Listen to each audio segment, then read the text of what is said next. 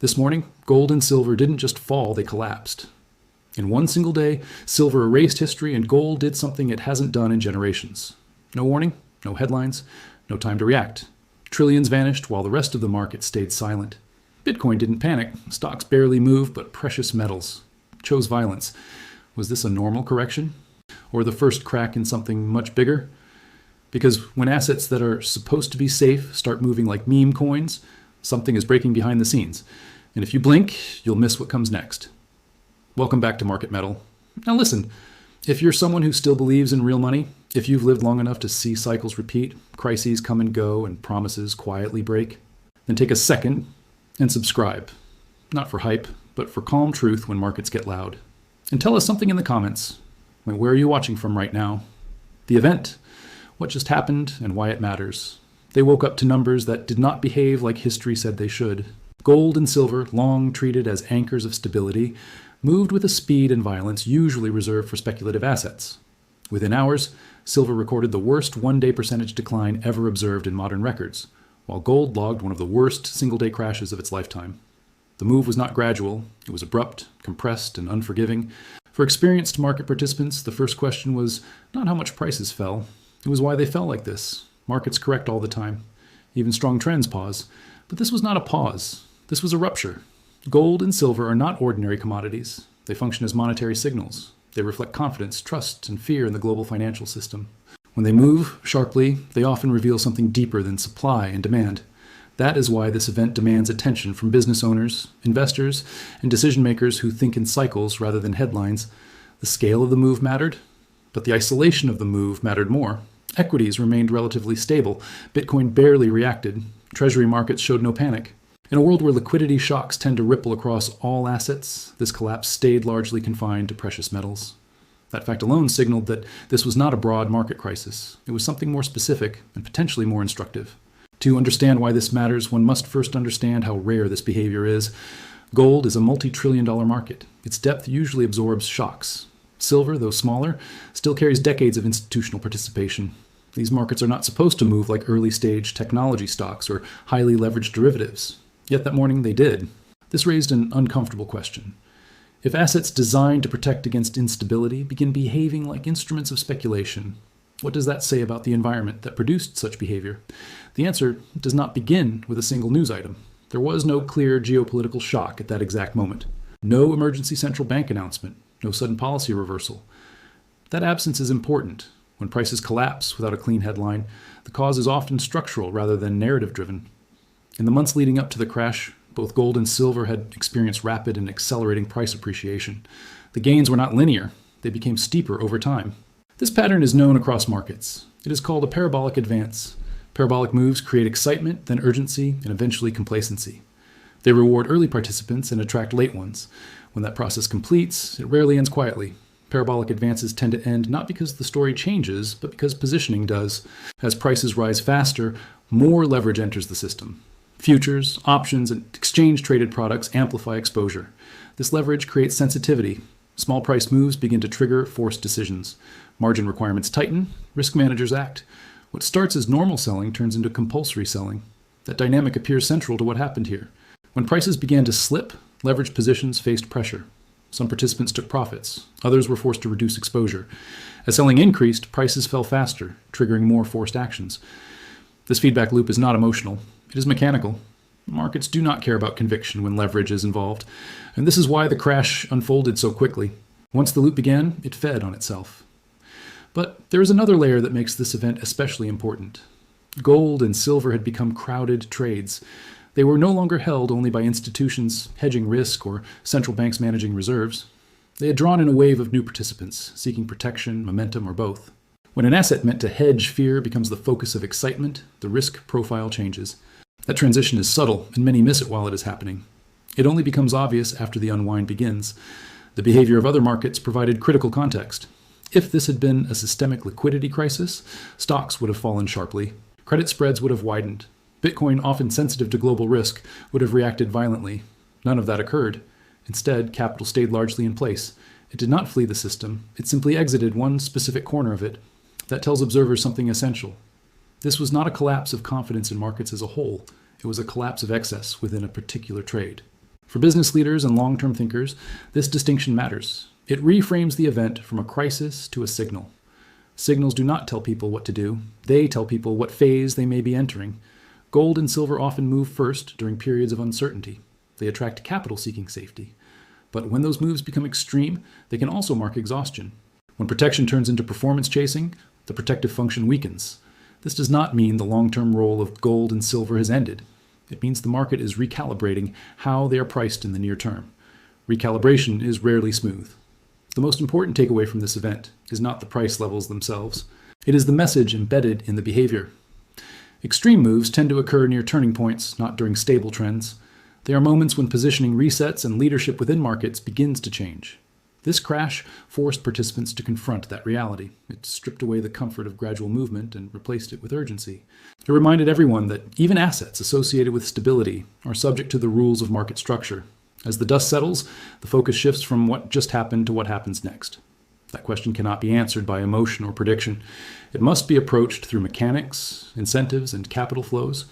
That is where the real analysis begins. The mechanics. How a normal correction turned into a collapse. What happened next was invisible to most observers, yet decisive. The collapse in gold and silver did not accelerate because fear spread. It accelerated because systems reacted. Markets, especially modern ones, no longer move primarily on opinion. They move on structure. Behind every large price move sits a chain of obligations. Futures contracts, margin requirements, risk limits, automated triggers.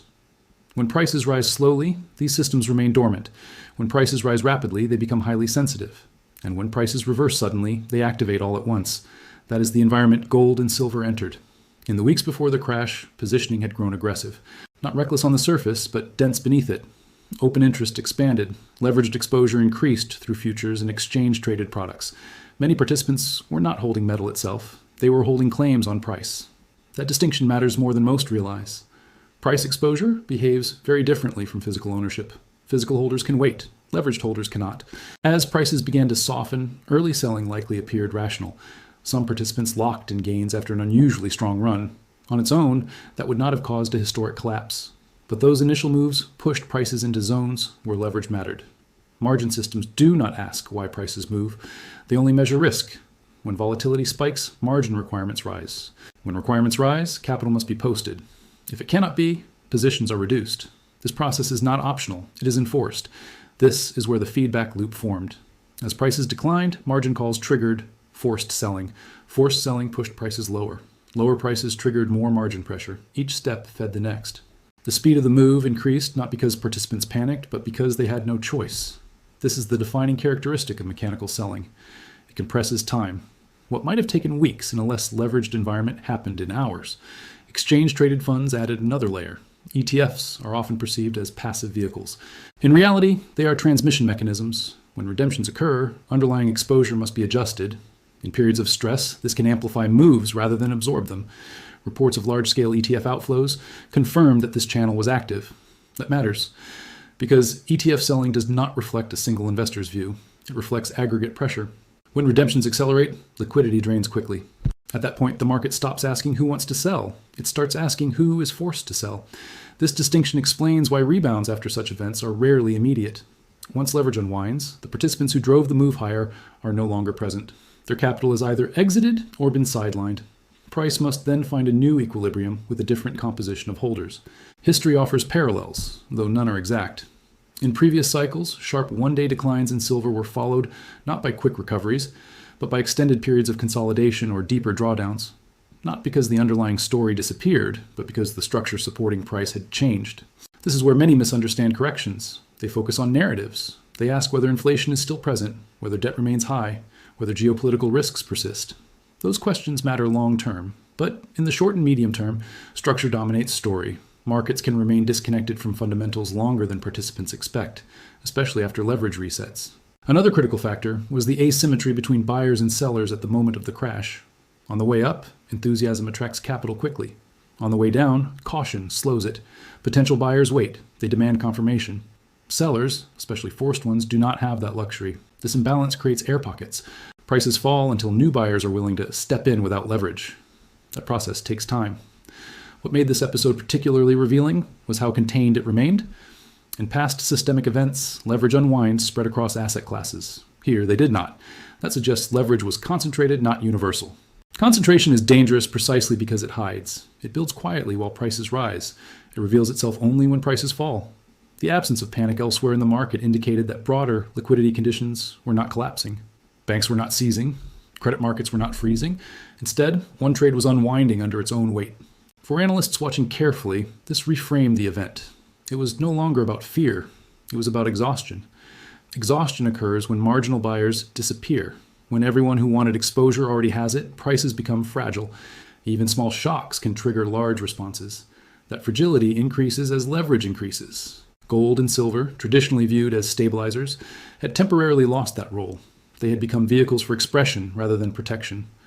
Once that shift occurred, they became subject to the same forces that govern all crowded trades. This does not negate their historical function. It highlights the danger of assuming any asset is immune to market mechanics. As the forced selling subsided, a new phase began. Not recovery, but assessment. Markets began to search for where natural demand might exist without leverage. That process is slower, quieter, and often uncomfortable. Participants who understand this phase do not rush to conclusions. They watch behavior. They observe volume. They look for stabilization rather than reversal. The most important question after such a collapse is not how far prices fell. It is who remains. That question sets the stage for what comes next. In the next phase, the focus shifts away from mechanics and towards signals that were hiding in plain sight. Signals about participation, crowd behavior, and where capital may be preparing to move next. The silence elsewhere. Why this collapse did not spread. What unsettled serious observers was not only how violently gold and silver fell, it was how quiet everything else remained. In moments of true systemic stress, markets move together, liquidity tightens, correlations rise. Fear spills from one asset class into another, stocks sell off, credit spreads widen, risk assets stumble in unison. That did not happen here. Equity markets stayed largely composed. Treasury markets showed no sign of distress.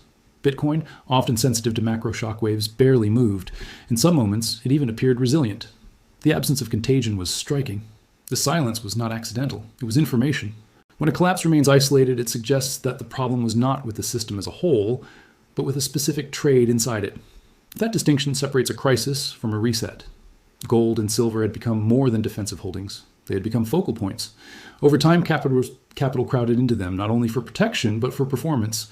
As uncertainty rose globally, these metals absorbed demand from institutions, sovereign actors, and increasingly individuals searching for certainty. But late in every cycle, the nature of participation changes. Early participants enter quietly. They position with patience. Late participants enter loudly. They chase confirmation. They ask fewer questions. They focus on price rather than structure.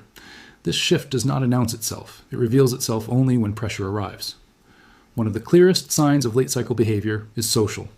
When an asset class begins to dominate casual conversation, when people with no prior involvement suddenly seek exposure, it often marks the final phase of enthusiasm. This is not a judgment. It is a pattern. During the days leading into the crash, anecdotal signals accumulated. Analysts reported friends and family asking how to buy gold and silver, not how to hedge, not how to store, but how to buy quickly.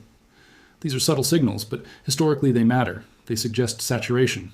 Saturation does not mean prices must collapse immediately. It means marginal demand is weakening. When marginal demand weakens in a leveraged environment, fragility increases. Prices may continue higher briefly, but the foundation is thinner.